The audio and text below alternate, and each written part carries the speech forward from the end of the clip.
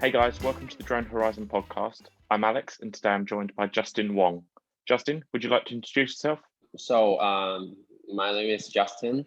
So I am based in Hong Kong. So I've been taking photos for a couple of years. I mainly taking the urban areas like city kind of related photos, but I also do some travel photographies.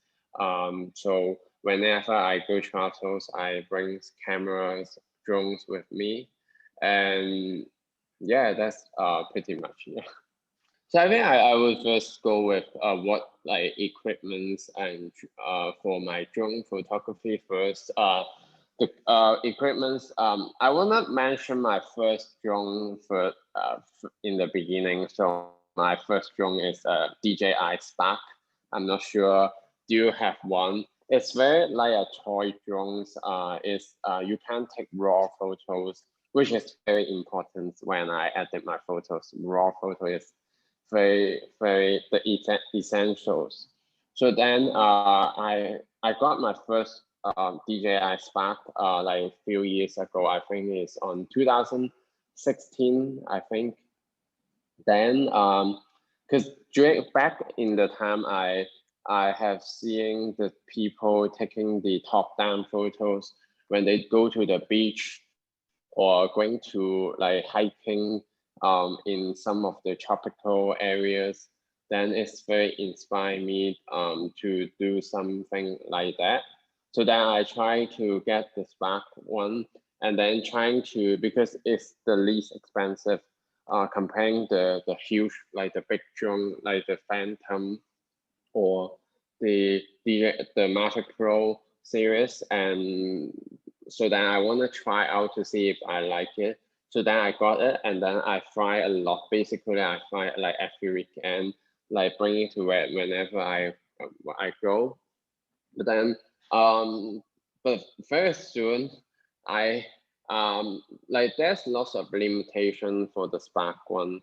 The Spark one is you can only fly. I think is the specification said you can fly like 15 and 18 minutes. But then in the realities, I think you can only fly like 8 or 9 minutes maximum, and then you can fly really tall and or even far away. So then, but eventually I crashed the drones because especially you fly drones in a high density level city like in Hong Kong or like place in like Singapore or in New York, a very like high density level. So then, but it is a very good step for me, and it's a very like a step up stone for me to think about if I really like it. And then I it's really do, and it's very inspiring me to get into the drone photography. Then I think it's in 2017 or 2018. Uh, they just released the new Mavic 2 Pro. Seriously, it's a huge upgrade for me. So then I just like order it like instantly, and then I get the one that I'm using is the Mavic 2 Zoom, which is a lot of people has been asking me about like do you use Pro or you use Zoom? Then or like which one better or which drones I get. But then the time I choose the Mavic 2 Zoom is because I like the compressions and the flexibilities that the Pro doesn't have. I think the Pro has the bigger sensors, and then it gives you a very slightly advantage when you take night photos. But then I feel like using the Zoom one gives you more flexibilities, and then sometimes if you're taking the architectures photos or the buildings, you don't have to find that close up, and but you can get the result done. Especially with Yeah. obviously the zoom as well. Like I don't know that many people that have got the Zoom, so it's interesting to hear Yeah. your sort of perspective of it. But yeah, obviously for flying in areas where there's a lot of buildings and that kind of thing, you don't want to be getting too close. So the Zoom probably works perfectly. Yeah. So and I use the Mavic 2 Zoom, and I have the ND filters coming from the Freewell Pro. They have the kit package, and coming with the ND8, ND16, 32 and 64. And this is my setup for when I fly my drones. And so let's go into the first picture that I'm talking about, which is the one you can see the lighting and shadow, a lot of contrast. Why do I choose this one is because so a lot of times I take the drone photos is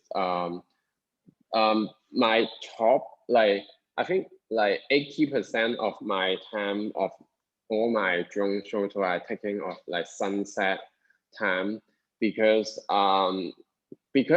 apart from taking drone photos, I do take some street photography, just general photography stuff, landscape photography stuff. I take that. What I learned from it is I very like to take advantage of the lighting and shadow, and then because the lighting and shadow gives more emotions, like telling a story of the city. So a lot of times when I take the drone photos, I tend to use the lighting and shadow to give the high contrast, and then you see some of the places, some of the composition of the shot is on purpose to make it overexposed, and some of the other part is just very dark, and which is my style in terms of taking drone photos. And it's good that I only take photo and either sunset or sunrise, so then I can keep my white balance in a very consistent way. So then it gives you, lighting is won't too bright, but it won't be too dark. Yes. Yeah, I mean, so then, shooting at yeah. golden hour is definitely the best time to be shooting. I mean, you get that low sun in the sky. It just allows you that more flexibility with the light, and obviously having a drone as well, you're not fixed to being in one position. So if the light's not exactly where you want it, you can just move the drone without having too much of an issue trying to, if you're taking with a traditional DSLR, you'd be set up with your tripod, and then if the light's not where you want it, you then have to move. Whereas with a drone, once you're up in the air, you can whiz it around as much as you like. But I mean, this is a fantastic shot. I mean, there's not many sort of city shots almost, and it's nice to see. Obviously, you tend to see your traditional nature landscape ones, but your account really stood out to me just because most of your pictures are sort of that more architectural, and it's nice to see something different. And obviously by being in Hong Kong, you've obviously got these kind of places on your doorstep, so it makes it sort of a perfect opportunity for you. But you've definitely got a very consistent style. You were saying about obviously being certain parts of it looking almost overexposed and then some parts being really dark, but it definitely sets your picture aside from sort of anyone else, and it gives you that sort of signature look, which is really nice. Thank you. So and this way of seeing the city is like in general, people taking the photos of the Hong Kong Island side, because in Hong Kong there's two parks. One park is the Hong Kong Island, and the other park is just right across the harbor.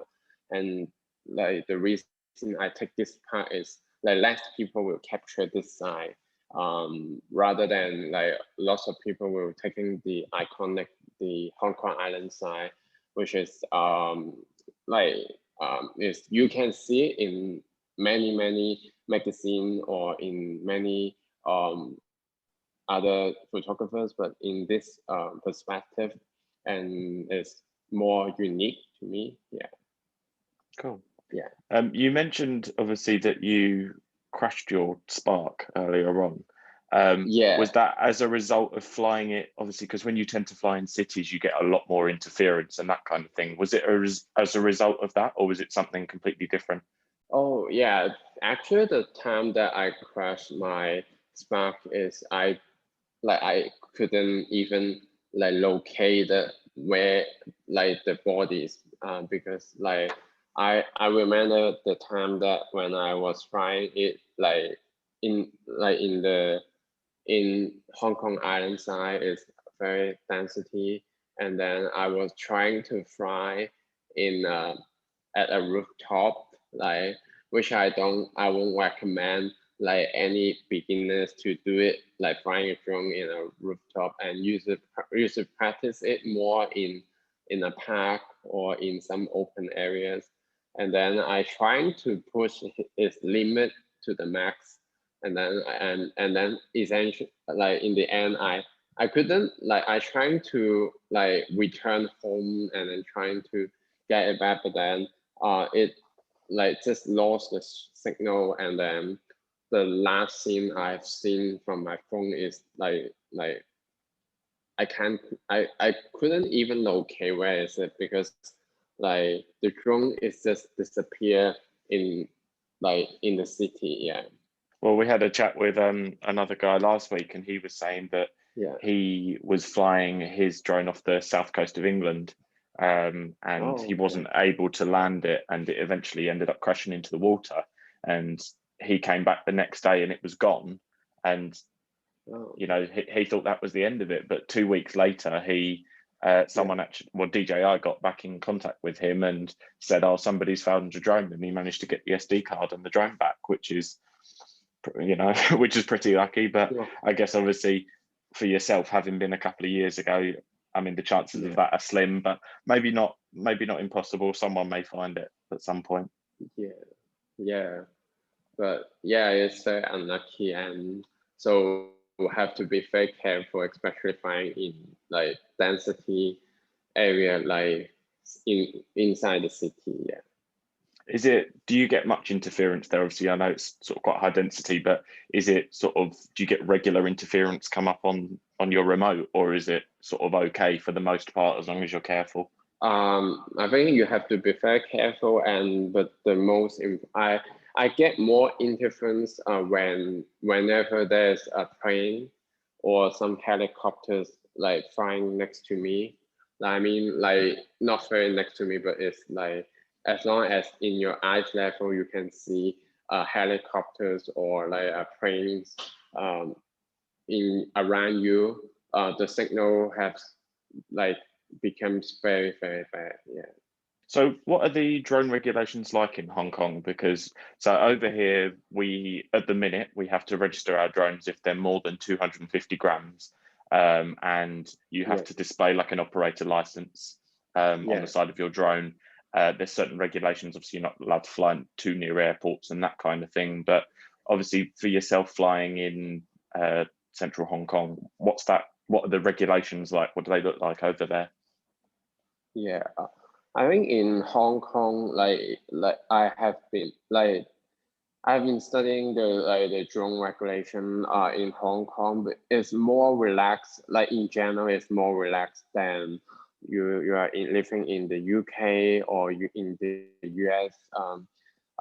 There's not much regulation in Hong Kong, especially if you don't fly a drone like in the airport, or don't fly like in the very sensitive buildings like the military area or some uh, area. But in general, in Hong Kong, like so people if you're flying in the downtown Hong Kong, there's when you are trying to take off your drone, you can see from your apps there's a red signal that in the particular areas you cannot take off your drones. So as long as you check your apps, like the place that you can take off the drones, you can go, and no one will say you cannot fly your drones. And I think it's getting more and more people getting drones in Hong Kong. And the regulation is pretty much very relaxing in here. And I do not hear any like complaints or any news that people doing crazy things. So in Hong Kong, there's not much regulation, but I am not sure anymore in the futures, and who knows that they will have more regulations coming soon.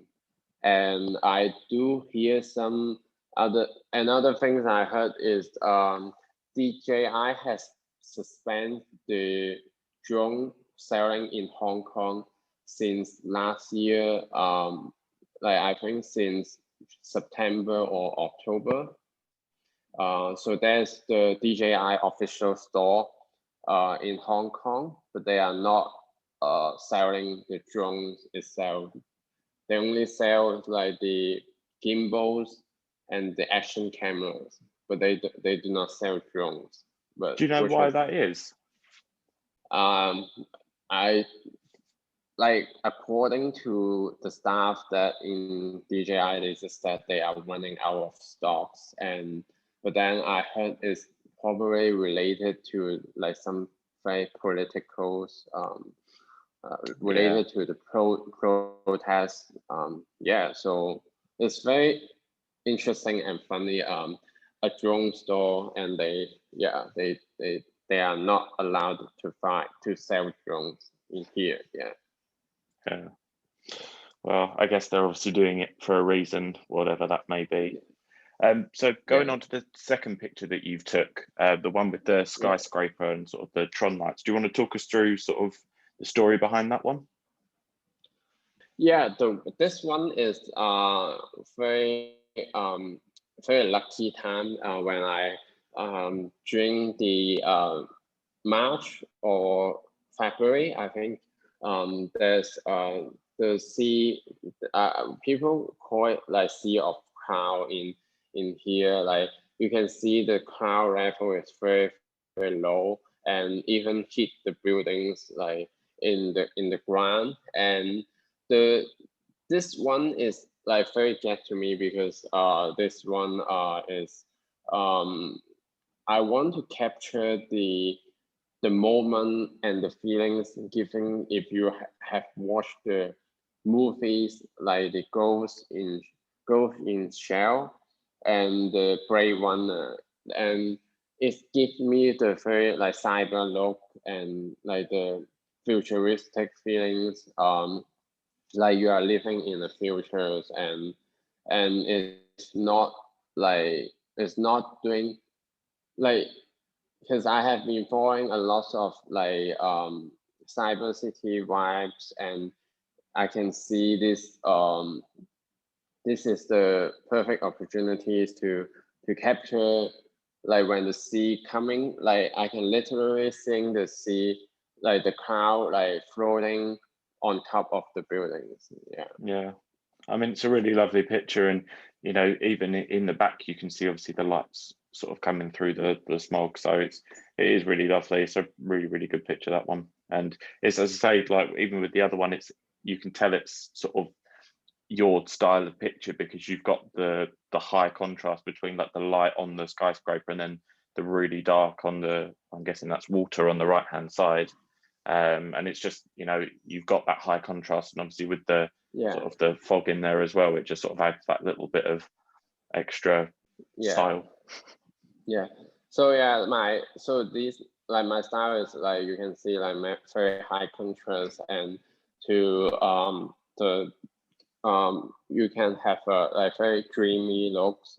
That's how I call like very cinematic and dreamy look. And so I want to create a moment that you feels like you are like dreaming or like watching a cinematic movie, like watching a film style, and lots of like in terms of like it's kind of soft like the tone, but then it's very high contrast. So place things some of the place like the lighting like it gives you like a neon looks and some of the like overexposed, but then in other places very dark.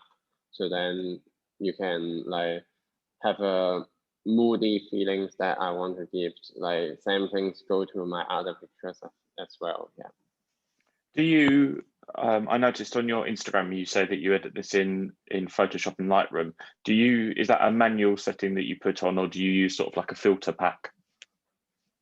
Oh, okay. So my workflow is putting my photos on Lightroom and do some basic.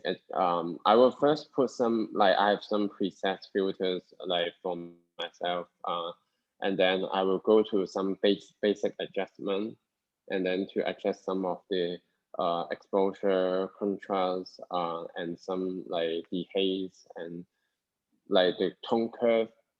Then I will like if there's some like spot that I want to remove or some of the place I want to like doing some touch up, I will export this to the Photoshop and to like brush it up. Yeah. Cool. Okay. We then go on to the next picture, which is the skyscraper in the day, the one coming up through the clouds. Do you want to talk us through that one?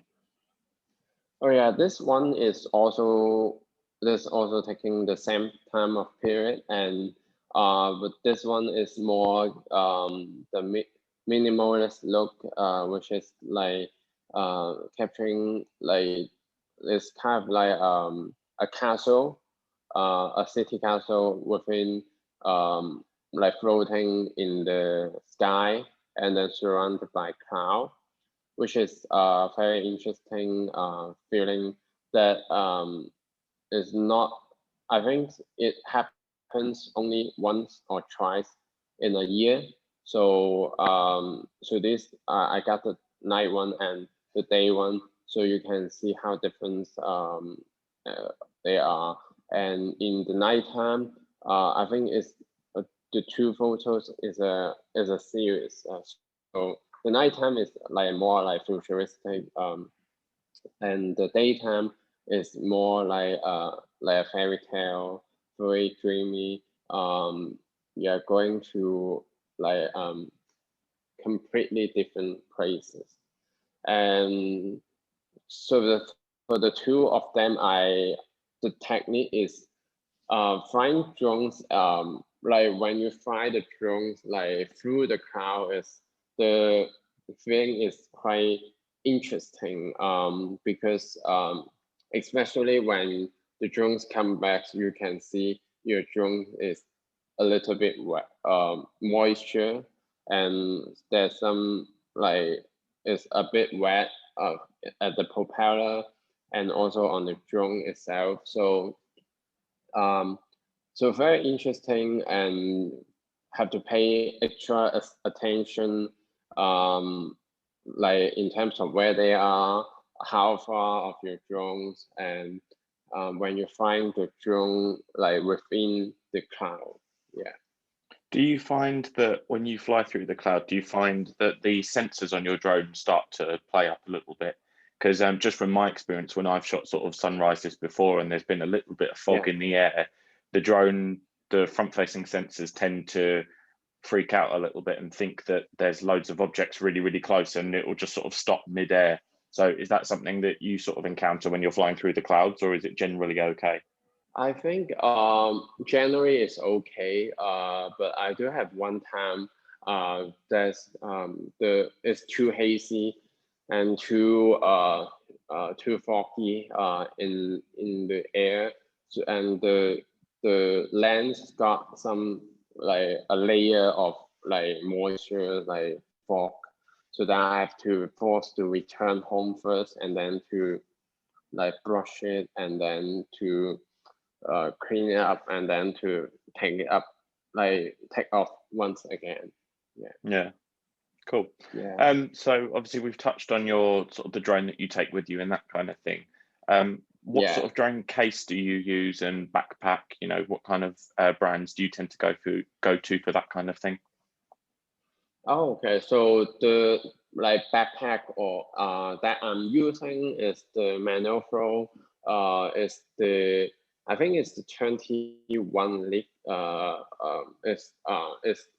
It's not the super big size, but it's I think it's the medium size, which I can put my drones, my control, the remote, and like extra batteries, and also put my camera, my DSL, my mirrorless camera on the camera bag. So which is a pretty good one.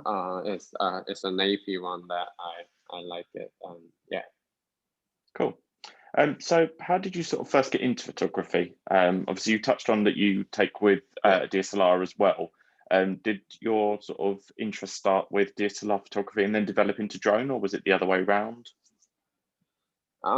Yes, I start taking photos like when I was in school. I was taking photos when I go travel. I taking photos for like events.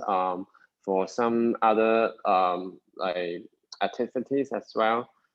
Then the more I travel, the more like I post pictures. Like back in the time on Instagram, it's more like posting about your social life, your travel photos, or even when you you bought a coffee and then you take your coffee photos with a beautiful view. So then that's how I take my photos. Then I trying to take it more seriously and take more pictures. When I go to travels like places like in Japan and in Singapore, and then I start like taking more seriously and learning when I take more photos, and like just like practice makes perfect. So then I essentially I like make it like my photography as my like side hustle, and to it's the transition is I was first using a DSLR, and I transit to the mirrorless, then I get the drone. That's how my journey, and I'm also trying to explore the FPV, and I think it's very cool, and it will be the next dominate the content in the future. Cool. So obviously with your drone, you know, how often do you get to use it now? I mean, obviously with Corona, you tend to find, I mean, over here, especially in the UK, places tend to be a lot quieter at the minute. So taking drone shots and that kind of thing of landscapes is definitely, you know, great for over here. But sort of, what's that been like in Hong Kong? Sort of with Corona, has it meant that you've had more opportunities to take pictures, and or is it sort of meant that you've had to sort of stay inside and not really been able to take that many? I think in Hong Kong it's okay. It's like stuck in here is like I think people are still like you can travel around within the city, and one of the biggest advantage in Hong Kong is you can like literally you can go to anywhere in 1 hour or maximum 2 hours, and like since people cannot go travel, and and also it is for me, and if I can't go travel, I try to explore more new location in Hong Kong and some of the countryside that I haven't explored before. So for myself, I think I fly more drones than before, because the time during this lockdown in Hong Kong, I do have more uh, time to spend time in Hong Kong and explore in within the city, but also outside the city. And there's lots of National Geographic, like it's not national, but it's more like a geopark and some of the nature side of Hong Kong that I wanna like explore. Yeah. Cool. And is there sort of any advice that you could offer for anyone starting out with their drone? Anything that you've sort of learned over the years that maybe you wish someone had told you when you were starting out? Yeah. Yeah, so I think I'm not very like professional because I haven't tried out like every single drones, but my advice for people if they want to get into drone or they want to learn to fly drones is I think they can start with the Mavic, the mini one and the first small drone one, rather than just like go to the Mavic Pro or even the bigger drones, because that's much the speed from the bigger drone is much faster and it's harder to control. And in the beginning, you should practice more in an open area, like I said before.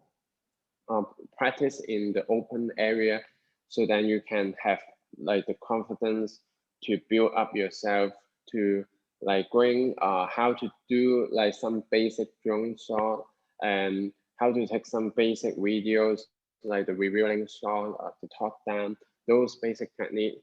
Learn how to read the interface on your drone setting, because there's lots of setting, how to unlock the limitations that you have to know before you are taking it off. So then once you have enough confidence, you can go to explore more places like when you go to like mountains or when you go to the beach, because there's lots of risks when you find drones in place like this. So then practice more in open area first, and then yeah, that's my biggest advice. Cool. Well, thank you very much for taking time out of your day to chat today. Obviously, I know it's your Yeah, evening, my morning, so but thank you for sort of taking time out. It's been really lovely chatting with you, and thank you for talking yeah, us through all of your posts. yeah. Thank you for your invite. Yeah, I have a good time to chat with you too.